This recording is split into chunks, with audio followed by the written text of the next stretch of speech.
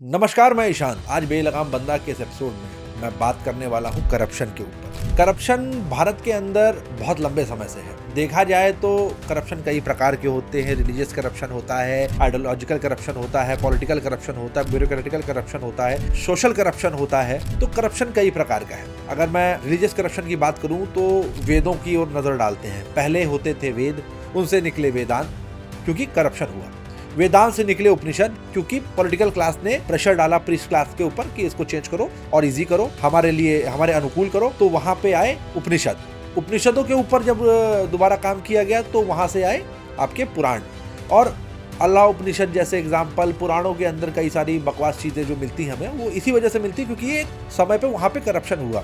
उसी प्रकार से होता आइडियोलॉजिकल करप्शन। आइडियोलॉजिकल करप्शन एक ऐसी चीज है जो हमारे समाज के अंदर है। ये आइडियोलॉजी के ऊपर बेस्ड होती है। जैसे कि मान लीजिए कि रोहित वेमुला ने सुसाइड कर लिया। अब रोहित वेमुला ने सुसाइड किया तो इस बेस पे लेफ्ट की पूरी लॉबी कूद पड़ी कि रोहित वेमुला ने सुसाइड कर लिया और अपर कास्ट के लोगों ने इसको सुसाइड करने के लिए मजबूर किया। परंतु वहां पे सिचुएशन कुछ और थी, स्टोरी कुछ और थी। तो सेलेक्टिव आउटरेज जो होता है कि मेरी बिरादरी का, मेरे विचारधारा का, मेरे समाज का, मेरी सोच का आदमी इधर मर रहा है तो मैं वहां पे आउटरेज लाऊंगा, तो ये एक आइडियोलॉजिकल करप्शन होता है। आइडियोलॉजिकल करप्शन में आप रिलीजियस करप्शन को भी गिन सकते हैं। करप्शन के ऊपर बात करते करते हमें सोचना होगा कि ये समस्या आती कैसे है, पनपती कैसे है। अधिकारों का जब दुरुपयोग होता है वहां से करप्शन जन्म लेता। मतलब कि अगर किसी के पास में समाज के अंदर कुछ कर लेने का अधिकार है, समाज की दिशा को निर्धारित कर देने का अधिकार है, या सामाजिक ढांचे के अंदर वो किसी प्रकार की शक्ति को अपने पास में रखता है या उसके पास में शक्ति सुशोभित की गई है, तो वो उस जरिए से करप्शन करता है। एक इन्वेस्टिगेटिंग ऑफिसर, जिसको आईओ कहा जाता है, वो एक मुकदमे के अंदर जो कुछ भी अपने पन्नों में लिखता है वही फैक्ट हो जाते हैं। बाद में लड़ाई उन फैक्ट्स के ऊपर होती है कि वो सही है कि गलत है, वही साक्ष्य माने जाते हैं। तो इन्वेस्टिगेटिंग ऑफिसर जब करप्शन करता है तो वहीं से करप्शन की नींव बनती है। करप्शन सिर्फ एक आईओ तक नहीं होता है, सिर्फ एक पटवारी तक नहीं होता है, सिर्फ एक लेखपाल तक नहीं होता है, सिर्फ एक कानूनगो तक नहीं होता है। करप्शन एक पॉलिटिकल व्यक्ति से लेकर जनता के एकदम निचले भाग तक है। अब करप्शन होता क्यों है भैया? आप एक्सेप्ट करते हो। करप्शन आप करते हो। आपको गाड़ी का लाइसेंस बनवाना है, आप बनवाने गए, आपको टेस्ट नहीं देना है क्योंकि भैया भीड़ में लाइन में आपको खड़ा नहीं होना है। क्यों? क्योंकि वो सिस्टम ही ऐसा बना हुआ है कि आपको वेट करना पड़ेगा। और आप उस झल्लाहट में कहते हो कि मैं 2000, 3000, 4000 रुपए ज्यादा देके लाइसेंस बनवा लेता हूँ। वहां पे आ जाते हैं बाबू कई सारे हाथ, और वो करप्शन के सिस्टम को बढ़ावा देते हैं। फिर उसके बाद में यदि कोई व्यक्ति सही राह पे चलना भी चाहे तो सीधा सिस्टम इतना टेढ़ा हो जाता है कि आदमी चल ही नहीं पाएगा। करप्शन की समस्या यहाँ से होती है। पॉलिटिकल करप्शन होता है। पॉलिटिकल करप्शन में सिचुएशन कुछ ऐसी होती है कि आप एक नेताजी के समर्थन में गए। नेताजी हमारे बड़े प्रिय नेता हैं, बहुत अच्छे नेता हैं, और इसीलिए समर्थन में गए क्योंकि जब वो सत्ता में आएंगे तो वो आपको ठेके दिलवाएंगे, वो आपके लिए लाभ कराएंगे, वो योजनाओं में आपको हिस्सा दे देंगे, योजनाओं में आपकी कह सकते हैं अप्रूवल्स करा देंगे। तो आप नेताजी का समर्थन करते हैं। नेताजी सत्ता में आते हैं। मान लीजिए कि एक ठेकेदार ने नेताजी को समर्थन दिया और वो जीत गए, विधायक बन गए, और विधायक बनने के बाद में नेताजी ने उनको 25 करोड़ का रोड का ठेका दिला दिया। अब उस 25 करोड़ के रोड के ठेके में वो कम से कम 10 करोड़ रुपए तो कमाने का प्रयास करेगा। अब वो 10 करोड़ कमाने के लिए 5 करोड़ रुपए तो नेताजी के ऊपर खर्च करके बैठा है, तो 5 करोड़ भी रिकवर करेगा।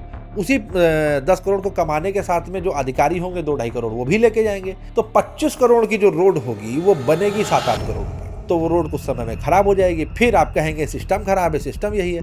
लेकिन कहीं ना कहीं उसी सिस्टम के अंदर आपने भी उन नेताजी को किसी ना किसी लाभ के लिए समर्थन किया होगा। पॉलिटिकल पार्टीज फंड मांगती हैं, वो फंड कहाँ से आता है? करप्शन से आता है। आपके नेता जो रैलियां करते हैं उसके लिए फंड लगता है, वो कहाँ से आता है? करप्शन से आता है। आईएएस अधिकारी जिसकी सैलरी मान लीजिए 2.5 लाख 3 लाख होगी, उसके घर में जब रोल्स रॉयल्स खड़ी होती है तो आप कहते हैं कि is a very bright officer, तब करप्शन आता है। आपको सोचना पड़ेगा करप्शन के पीछे एक बड़ा कारण और है। जब कोई स्कैम होता है, उन स्कैम्स के होने के बाद में उनमें जो इन्वेस्टिगेटिंग लॉबी आती है या उसके ऊपर जो एक्शंस होते हैं वो भी बड़े लो लेवल के होते हैं। वो करप्शन को प्रमोशन देता है। एक आदमी जो पूरे जीवन मेहनत करके 2 करोड़ रुपए नहीं कमा सकता, वो एक छोटी सी धांधली करके 20 करोड़ रुपए कमा लेगा, तो करप्शन क्यों नहीं करना चाहिए?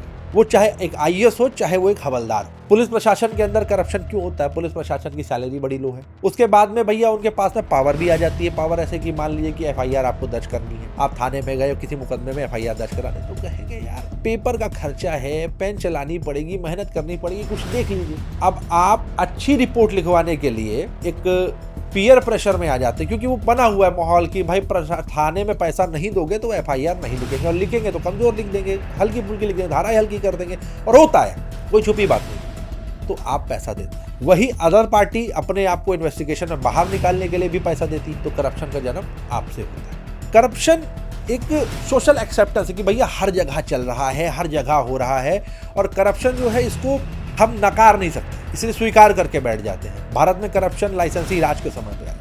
जैसे सरकार ने नियम रख दिए कि अगर आपको एक फैक्ट्री चलानी है तो वो फैक्ट्री चलाने के लिए आपको पलाने प्रकार के कि आप फैक्ट्री कितनी देर चलाएंगे, कितना उसमें प्राइसिंग रखेंगे और कितना प्रोडक्शन रखेंगे, ये सारी चीज़ों के ऊपर लाइसेंस लगा दिया गया। ये लाइसेंस सिस्टम को लाया था नेहरू जी ने, इसलिए लाया था ताकि उनका ये कहना था कि ये जो कंपनीज हैं, जो मोनोपोलीज हैं, ये मतलब कंपनी जो है ये मोनोपोली ना क्रिएट कर पाए और गवर्नमेंट इकोनॉमी में कंट्रोल करे। पर वहां पे जब इन्वॉल्व हुई ब्यूरोक्रेसी, तो ब्यूरोक्रेसी के करप्शन ने ठेकेदारों और कंपनी के जो ओनर थे, फैक्ट्री ओनर थे, उनके साथ हाथ मिला के करप्शन करना शुरू कर दिया। इसको बेसिकली लाने का पर्पस ही यही था कि जितनी परमिशन होंगी उतने करप्शन की अपॉर्चुनिटीज होंगी, उतना घूसखोरी चलेगी। जब आप एक गाड़ी का छोटा सा लाइसेंस बनवाने जाते हैं तो वहां तक से करप्शन शुरू हो रहा है। एक स्कूटी का लाइसेंस बनवाने के लिए भी आपको करप्शन करना पड़ रहा है, करप्शन का भागीदार होना पड़ रहा है। तो आप सोचिए उस देश के अंदर करप्शन को आप मिटा कैसे सकते हैं। एक रेस्टोरेंट खोलना हो यदि आपको, तो बेसिकली 7 प्रकार के तो लाइसेंस होते हैं। एफएसएसआई का हो गया,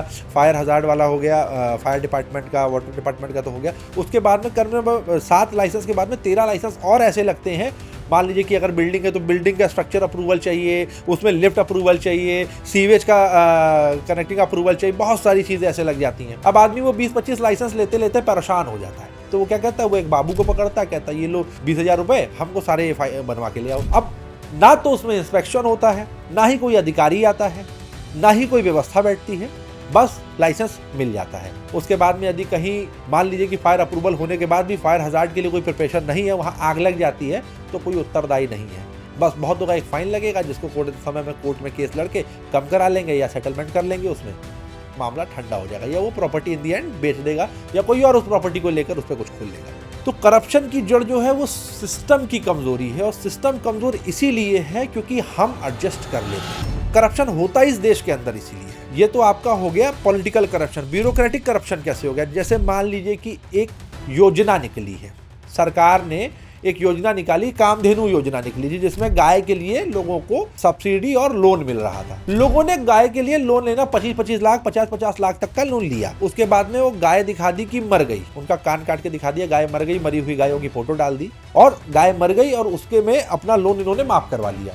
वो योजना आई थी आम किसान की मदद करने के लिए, लेकिन आम किसान के बजाय उसको कई सारे लोगों ने उस धन का दोहन किया, उस धन को सरकार से लिया, उसका दुरुपयोग किया, और बाद में उस स्कैम को अंजाम दिया गया। Vyapam scam MP professional board के द्वारा जो किया गया स्कैम था। उस स्कैम के अंदर में कई पॉलिटिकल लोग इन्वॉल्व थे, 40 से ऊपर लोगों की हत्या हो गई उस मामले में, जिसमें पुलिस वाले भी थे, जिसमें एक्टिविस्ट जर्नलिस्ट भी थे। उसके 2G स्पेक्ट्रम का सचान को मार दिया गया, गांधी फैमिली फंस रही थी उसमें। अभी पीएम जो योजना आई है, पीएम जो फंड वाली आई है, अभी इसमें भी लोग मरेंगे, कोई छुपी बात नहीं है। ये भी एक बहुत बड़ा स्कैम है। कोरोना के समय पे जो पैसे कलेक्ट हुए हैं वो भी एक बहुत बड़ा स्कैम है।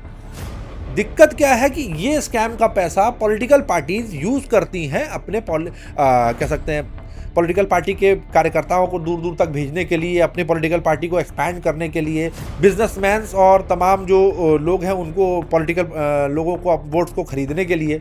और इसको फंड जो बिजनेसमैन करते हैं, जैसे अडानी ने भाजपा को फंड किया अपने समय पे, वो भाजपा के फंडर थे, तो आज उनको बहुत सारे कॉन्ट्रैक्ट गवर्नमेंट के मिल रहे हैं, जबकि देश विदेश में उनकी बहुत मतलब कह सकते हैं ऐसी की तैसी ख्याति की मारी जा रही है, मैं क्या ही कहूँ।